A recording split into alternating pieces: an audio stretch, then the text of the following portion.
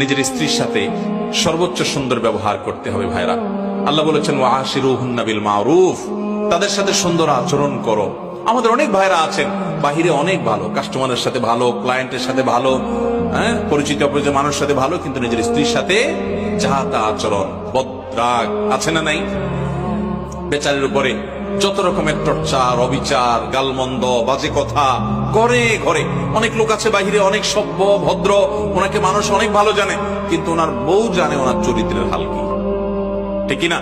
এই জন্য নবী করিম সাল্লাল্লাহু আলাইহি ওয়াসাল্লাম বলেছেন যে খায়রুকুম খায়রুকুম লিআহলি ওয়া আনা খায়রুকুম লিআহলি। তিনি বলেছেন তোমাদের মধ্যে সবচেয়ে ভালো মানুষ কে? এই মাহফিলের মধ্যে সবচেয়ে ভালো মানুষ কে?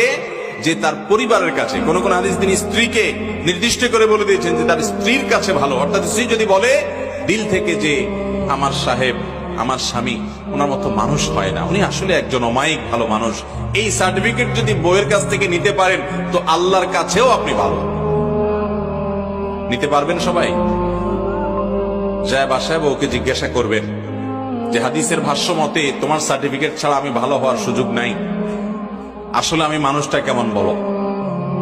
যদি বউ হেসে দেয় পিক করে, তাহলে বুঝবেন যে কাহিনী ভিন্ন। বুঝতে পেরেছেন?